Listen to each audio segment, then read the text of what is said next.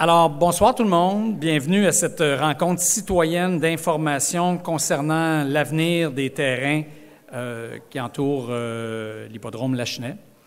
Est-ce que vous m'entendez bien? Oui? Pas trop d'écho? Tout est beau?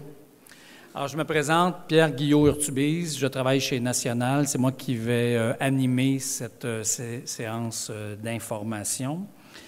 Alors, ce soir, il s'agit de vous présenter à la fois le contexte et le cadre municipal d'intervention. Ça sera fait par les gens de la ville que je vais vous présenter tout à l'heure, mais aussi pour vous présenter le projet de l'entreprise ACG. Ça sera fait par le promoteur que je vais vous présenter tout à l'heure.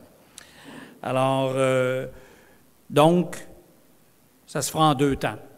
Présentation de la ville, période d'échange et de questions, présentation du promoteur. La ville va aussi compléter en disant quelles sont les prochaines étapes, période d'échange et de questions. On essaie de finir à une heure raisonnable, mais on est ici pour que vraiment vous preniez le temps de bien comprendre le projet, ce qui vous est présenté, puis que vous ayez le temps de poser toutes vos questions et obtenir vos réponses. Alors, c'est le but de cette soirée. Alors, je vous présente immédiatement les gens qui sont avec moi à l'avant. D'abord, pour la Ville, M. Robert Chicoine, qui est directeur de l'urbanisme durable, qui est juste à ma droite. Au centre, Mme Eliane Lessard, qui est chef de division à la planification urbaine et réglementation, toujours pour la Ville. Et au bout de la table, M. Raphaël Beauséjour, chef de division infrastructure dans le secteur du génie. Alors, ce sont les trois représentants de la Ville. Pour ce qui est du promoteur du projet, c'est M. Claude Delage, qui est président de ACG, Alternative Capital Group, alors qui est le promoteur du projet. Permettez-moi aussi de vous présenter votre conseiller municipal du district 10, centre-ville, qui est M. Robert Morin, à qui je vais demander tout à l'heure de venir vous souhaiter officiellement la bienvenue. Merci, M. Morin. Il a aussi avec lui M. Michel Corbeil du district 14, qui est le district voisin, et Marie-Ève Couturier, qui est du district numéro 7, qui est aussi la présidente du comité consultatif d'urbanisme. Alors, vous avez trois élus de la municipalité qui sont avec vous ce soir et aussi des gens de l'équipe des communications. Alors, je vous ai dit le déroulement, une première présentation par PowerPoint, période de questions, deuxième présentation, la Ville complétera, période de questions. Alors, comment ça marche, les questions? C'est très simple. Vous venez au micro, on prend autant de gens qu'il y en a. Vous n'avez qu'à vous nommer et à dire votre adresse. Vous posez une ou deux ou trois questions, je les prends toutes en note, puis ensuite, on passe la balle aux gens de la Ville ou aux promoteurs pour répondre à vos questions. Ça se peut aussi, si j'ai beaucoup de monde, que j'en prenne quelques-unes des questions, je les note, puis ensuite, on y répond en vrac. Alors, tout ça est enregistré. Pourquoi? Parce que dans les prochains jours, ces enregistrements-là vont être mis sur le site Internet de la municipalité. Donc, si votre voisin, vos enfants, votre conjoint, conjointe ne pouvait pas venir et qu'elle veut entendre, elle pourra aller sur le site Internet. Les présentations aussi vont être mises sur le site Internet de la Ville, probablement dès demain, puis les enregistrements une couple de jours plus tard, ainsi qu'un compte-rendu de l'Assemblée. Alors voilà, donc ça résume un peu les explications. J'inviterai maintenant M. Morin à venir vous souhaiter officiellement la bienvenue. Je pense que M. Morin garde son masque, n'est-ce pas? Oui, tout à fait. Je garde mon masque. Malheureusement, j'ai commencé ce qui ressemble beaucoup à un gros rhume de cerveau. J'ai le cerveau dans le jello même, mais mes tests sont négatifs. Ça fait que je me tiens loin. Habituellement, je serais allé vous rencontrer tous et chacun, des coups de coude, des coups de main ou n'importe quoi, mais là, j'aime autant garder mes distances par sécurité. Tout d'abord, je vous remercie de vous être déplacé en si grand nombre pour prendre de l'information sur ce projet qui nous concerne tous. Vous le savez, vous m'avez rencontré à plusieurs reprises déjà dans le passé. Le secteur de l'hippodrome, c'est un secteur que je connais bien. J'ai été élevé dans le quartier sur le boulevard Terrebonne. J'allais là, petit gars, en bicycle, en traversant les champs pour aller voir les chevaux puis les poneys courir. Ça fait que c'est un milieu qui est cher à mon cœur et puis en même temps, il faut penser à l'avenir et à le développer. Ça fait que c'est pour ça qu'on est ici aujourd'hui réunis là, pour prendre des informations sur les projets qui sont en cours pour ce secteur.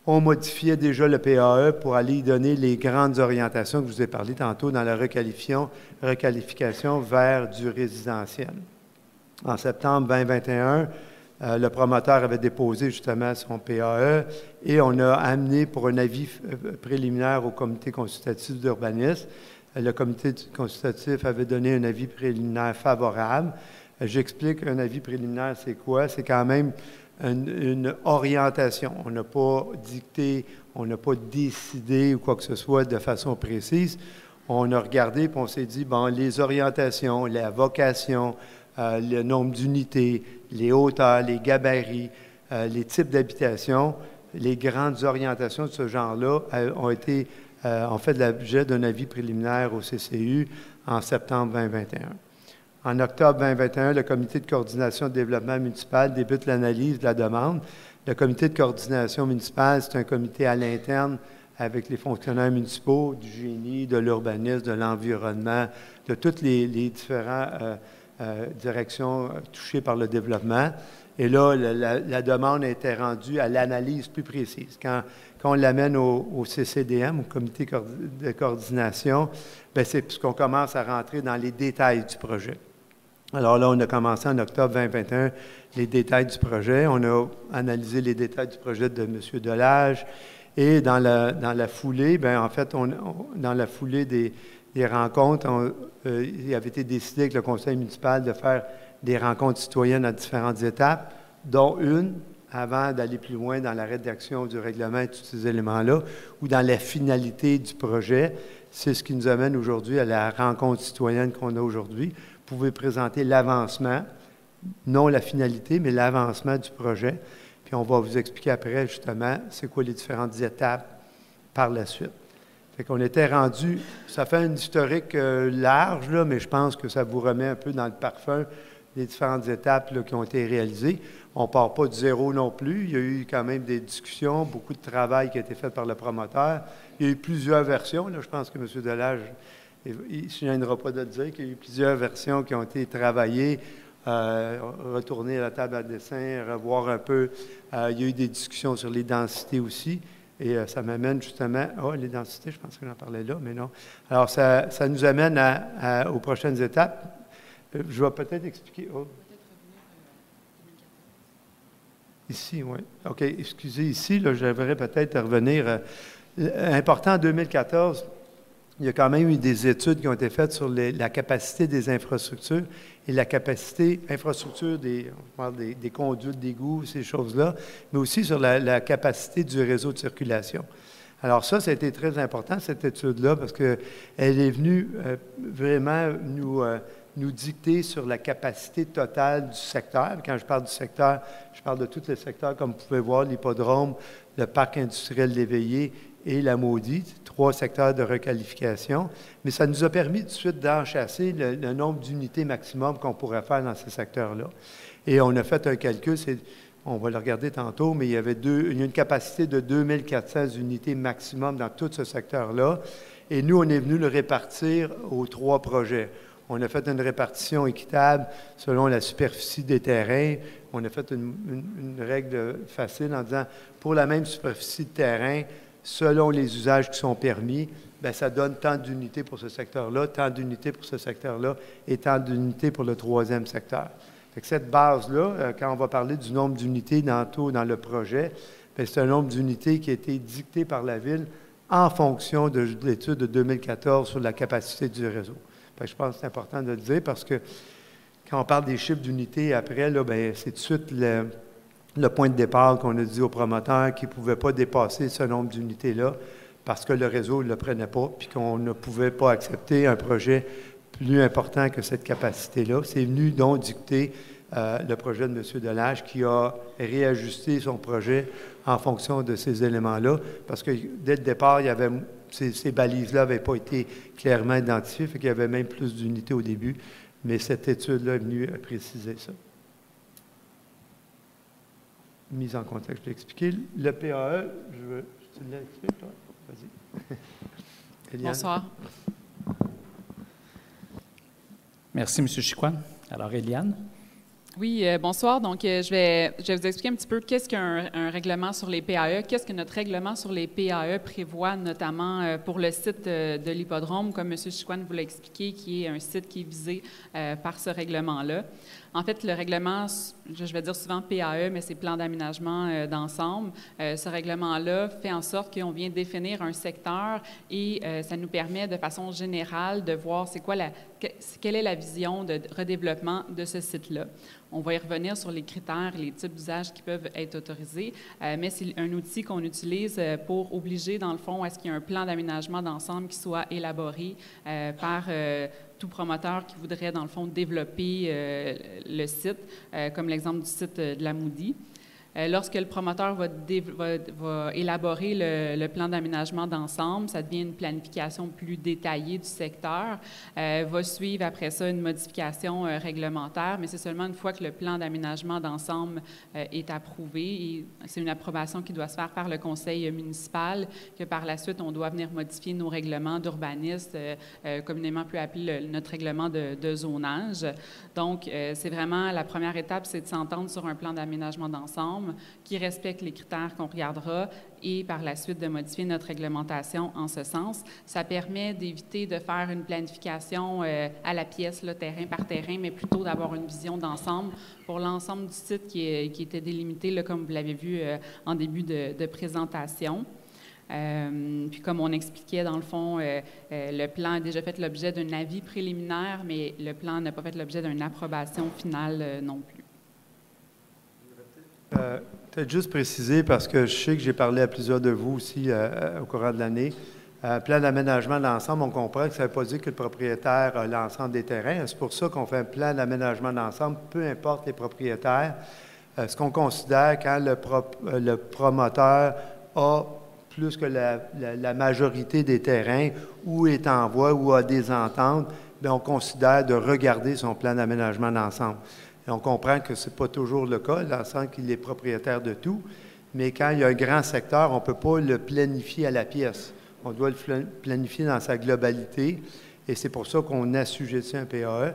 Et quand on voit que le promoteur qui dépose quelque chose a soit une majorité des terrains ou des ententes, bien là, on s'entend regarder le projet, mais bien sûr qu'on consulte l'ensemble des propriétaires s'il y a plusieurs propriétaires encore. Alors, peut-être juste la nuance, parce que je sais qu'il y a plusieurs propriétaires où il y en a qui ont beaucoup, il y a des personnes qui ont des ententes, mais le PAE, c'est vraiment l'objectif. C'est pour pouvoir développer des sites où il y a plusieurs propriétaires différents, puis que c'est nécessaire d'avoir une planification détaillée de l'ensemble du territoire. C'est la façon de le faire. Autrement, on serait obligé de regarder à la pièce et ça ne ferait pas un plan d'aménagement d'ensemble tel que souhaité. C'est moi la prochaine. Donc, au niveau du règlement sur le PAE pour le site de l'hippodrome, c'est à l'intérieur de ce règlement-là qu'on retrouve, comme j'expliquais, certaines balises, notamment quel usage pourrait être autorisé et pourrait être prévu dans le plan d'aménagement d'ensemble. Pour le site de l'hippodrome, on prévoit que, dans le fond, l'habitation pourrait être autorisée. Donc, ça peut être différents types d'habitation, que ce soit unifamilial, duplex, triplex, multiplex. Donc, les différents types d'habitation. On prévoit également qu'en termes, le groupe hébergement aussi pourrait être autorisé. Donc, on peut penser à des résidences collectives ou à des résidences, par exemple, pour personnes âgées. On permet également tout ce qui est en relation avec des usages institutionnels comme des parcs, des espaces verts. Donc, ça, c'est au niveau des différents types d'usages qui pourraient être autorisés dans le plan d'aménagement d'ensemble. Au niveau des densités applicables, donc le règlement prévoit une densité minimale de 24 logements à l'hectare pour le site. Pour vous donner une idée de grandeur, c'est un minimum de 150 unités d'habitation. Ce seuil de 24 logements à l'hectare, c'est une exigence qui est prévue au plan d'aménagement métropolitain et de développement de la communauté métropolitaine de Montréal, auquel nos outils de planification doivent se conformer. Donc, le 24 logements à l'hectare est issu vraiment d'un seuil minimal qu'on doit respecter pour des secteurs de requalification. Pour ce qui est de la densité maximale, comme M. Chicoine vous l'expliquait, en 2014, avec les études qui avaient été faites pour le redéveloppement du secteur, on avait établi une densité maximum que le secteur peut accueillir. Et de la façon que ça a été réparti, on arrive à un maximum de 640 unités maximum qui pourraient être planifiées pour le secteur du site de l'hippodrome. Au niveau des critères spécifiques d'aménagement, donc les critères spécifiques, c'est ce sur quoi on se base pour analyser le plan d'aménagement d'ensemble. C'est les critères qui permettent d'analyser le plan d'aménagement d'ensemble. Je vous résume un peu les 6 critères spécifiques qui sont prévus au règlement. On parle notamment d'intégrer des références à la présence de l'hippodrome, afin de permettre un rappel de l'histoire du lieu. On prévoit également qu'il y ait un lien actif et véhiculaire qui soit planifié afin de rejoindre la rue Grande Allée. On prévoit également que le projet respecte l'interface avec le cadre bâti existant au pourtour du projet pour favoriser une gradation harmonieuse. Donc, on peut parler, par exemple, de la hauteur des bâtiments au pourtour du secteur. On prévoit également que le projet doit avoir l'aménagement d'espaces verts pour favoriser la création d'îlots de fraîcheur. Donc, le contraire d'îlots de chaleur, on veut que ce projet-là ait des espaces de fraîcheur, de verdure. On prévoit également comme critère que le projet devra conserver une bande végétale existante le long de la rue Dollard. Puis finalement, le dernier critère spécifique, c'est qu'il y a une zone tampon qui soit aménagée, qui soit planifiée entre le site et la voie ferrée afin de permettre l'aménagement d'un lien multifonctionnel. C'est donc à ces principaux critères-là que le plan d'aménagement d'ensemble qu'on a de déposer du promoteur devait respecter ces critères-là. Je vais laisser la parole à mon collègue Raphaël Beauséjour. Merci, Mme Lessard. Raphaël. Merci. Donc, vous avez compris avec l'introduction que M. Chicoine a fait, il y a eu des études qui ont été faites qui ont démontré qu'il y avait une capacité maximale du secteur à accueillir tant au niveau circulation qu'infrastructure souterraine. En 2014, cette analyse-là avait dénombré un nombre de 2400 unités. C'est certain qu'il y a des enjeux et la Ville est consciente par rapport aux enjeux qui sont avec la circulation.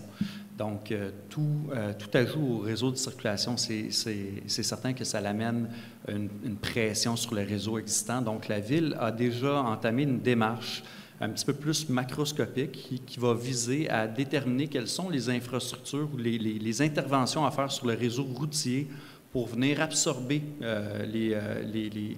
l'apport supplémentaire en véhicules. Et autant pour le secteur Léveillé que ce soit aussi avec la requalification avec l'ensemble de l'artère avec le boulevard des Seigneurs et tout le secteur du boulevard Maudit. Donc, actuellement, il y a une étude à une plus grande échelle qui est en train de se faire pour être certain que l'ensemble des développements, pas seulement celui de l'hippodrome, mais l'ensemble des développements du secteur puissent être absorbés par le réseau routier. Parce qu'on le sait qu'actuellement, c'est vraiment un enjeu de la circulation présentement. C'est un